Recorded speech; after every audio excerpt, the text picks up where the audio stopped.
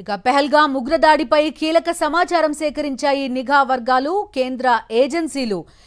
ఆ ఉగ్రవాదుల ఊహా చిత్రాలను కూడా విడుదల చేశాయి. వాళ్ళ పిక్చర్స్ ప్రస్తుతం మనం చూస్తున్నాం.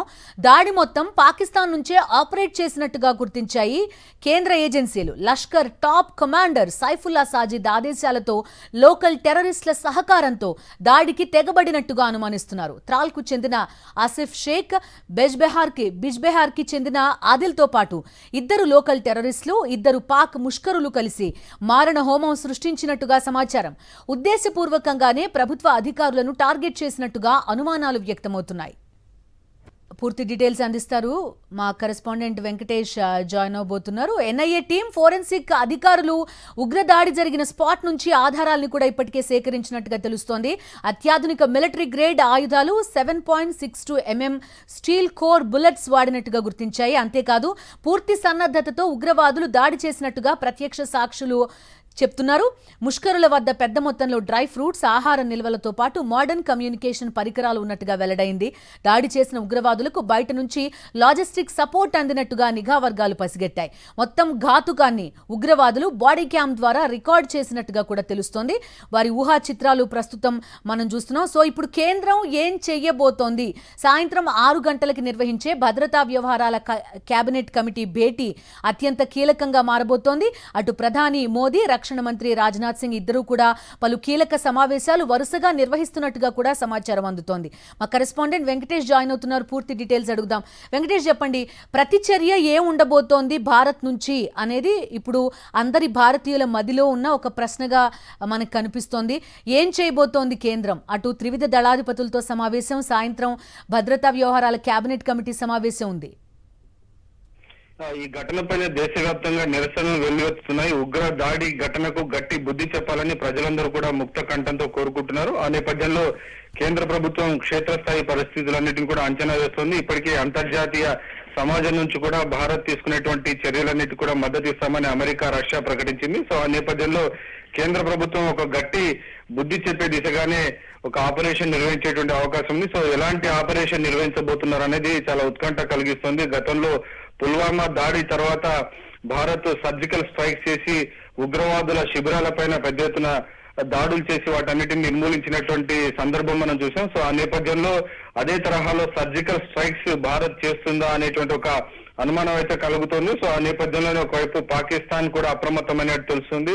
అలాగే ఇటు భారత్ త్రివిధ దళాధిపతులు కూడా కేంద్ర రక్షణ శాఖ మంత్రి రాజ్నాథ్ సింగ్ ని కలిసి తాము అన్ని ఆదేశాలను అమలు చేసేందుకు పూర్తిగా 3 సైన్యాలు కూడా ఇప్పటికే రెడీగా ఉన్నాయి. త్రివిధ దళాలన్నీ కూడా రెడీగా ఉన్నటువంటి విషయాన్ని కూడా రక్షణ శాఖ మంత్రికి చెప్పారు. సో ఫైనల్ కాల్ ప్రధానమంత్రి నరేంద్ర మోడీ తీసుకోవాల్సి ఉంటుంది. ఆ నేపథ్యంలోనే ఆయన నిన్ననే కేంద్ర హోంమంత్రి అమిత్ షాకు అక్కడికి వెళ్లాలని ఆదేశించారు. ఆయన పహల్గాం వెళ్లారు, అలాగే అనంతనాగ్ వెళ్లారు. అనంతనాగ్ లో బాధితులను పరామర్శించారు. అలాగే ఇటు కేంద్ర రక్షణ శాఖ మంత్రి త్రివిధ దళాధిపతులతో కూడా సమావేశమైనారు. సో మొత్తానికి ఇటు కేంద్రం అన్ని రకాల పరిస్థితులన్నిటిని కూడా అన్ని ఇన్పుట్స్ తీసుకొని ఒక ఫైనల్ కన్క్లూజన్ కు రాబోతుంది. దీని వెనకాల పాకిస్తాన్ ప్రమేయం ఉందనేది ఇప్పటికే సమాచారం కేంద్ర ప్రభుత్వం వద్ద ఉంది. సో దాన్ని ఎస్టాబ్లిష్ చేసేటువంటి సమాచారాన్ని ఇప్పటికే నేషనల్ ఇన్వెస్టిగేషన్ ఏజెన్సీకి సంబంధించినటువంటి దర్యాప్తు బృందాలు సంఘటనా స్థలంలో అనేక ఆధారాలు సేకరించే స్థానిక ఉగ్రవాదులతో కలిసి ద రెసిస్టెన్స్ ఫ్రంట్ అనేటువంటి ఆర్గనైజేషన్ దీనికి దాడికి పాల్పడినట్లు గుర్తించారు. లష్కర్ ఈ తోయిబా ఇచ్చినటువంటి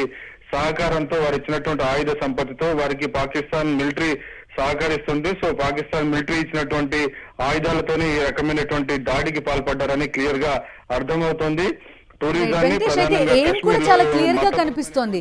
జమ్మూ కాశ్మీర్ ప్రశాంతంగా ఉండకూడదు, ఇక్కడ టెర్రరిస్ట్ ఆపరేషన్లు జరుగుతున్నాయి, ఇది శాంతి భద్రతల పరంగా ఇది ఇంకా చాలా సెన్సిటివ్ ఏరియానే అనేది ఎస్టాబ్లిష్ చేయడం అనేది ఒక ధ్యేయంగా కనిపిస్తోంది. ఖచ్చితంగా పాకిస్తాన్ దీని వెనకాల ఉందనేటువంటి అనే విషయం చాలా అందరికీ తెలుసు. అయితే దీనికి సంబంధించినటువంటి సరైనటువంటి ఆధారాలు కూడా సేకరించాల్సి ఉంది. ఆ మేరకు ఎన్ఐఏ టీమ్స్ అన్ని కూడా ఇప్పటికే ఉగ్రవాదులకు సంబంధించినటువంటి కొన్ని ఫోటోలు గుర్తించారు. ఎవరెవరు దీని వెనకాల ఉన్నారు, దానికి సంబంధించి స్థానిక ఉగ్రవాదులు, అలాగే ఎవరు సహకరించారు, ఖచ్చితంగా పక్కా ప్రణాళికలతో ఒక రెక్కి నిర్వహించిన తర్వాత ఈ దాడి ఘటనకు పాల్పడ్డారని ఇప్పటికే రుజువైంది. 6 ఉగ్రవాదులు వచ్చారు. సివిలియన్ డ్రెస్ లో వచ్చి వారందరినీ కూడా వేరు చేసి మగవారందరినీ వేరు చేసి మగవారిని కాల్ చంపి ఆడవారందరూ కూడా మీకు వీరిని చంపుతున్నాం, వెళ్ళి మోడీకి చెప్పుకోండి, మోడీకి మొరపెట్టుకోండి అని కవింపు చర్యలకు పాల్పడినటువంటి నేపథ్యంలో స్ట్రైట్ గా కేంద్ర ప్రభుత్వాన్ని దేశానికి వ్యతిరేకంగా యుద్ధాన్ని waging of war against the India అనేటువంటి దిశలోని వారు ప్రయత్నం చేశారు. కాబట్టి డెఫినెట్ గా దీని వెనకాల పాకిస్తాన్ కుట్ర ఉంది. దాని వెనకాల ఆ కుట్ర నేపథ్యంలో దాన్ని ఛేదించి దానికి సరైనటువంటి బుద్ధి చెప్పే విధంగా ఒక గట్టి ఆపరేషన్ కు మాత్రం భారత్ శ్రీకారం చుట్టేటువంటి అవకాశం ఉంది. అయితే ఎప్పుడు ఏ సమయంలో అన్నది ప్రభుత్వం నిర్ణయిస్తుంది. Okay Venkatesh, thank you.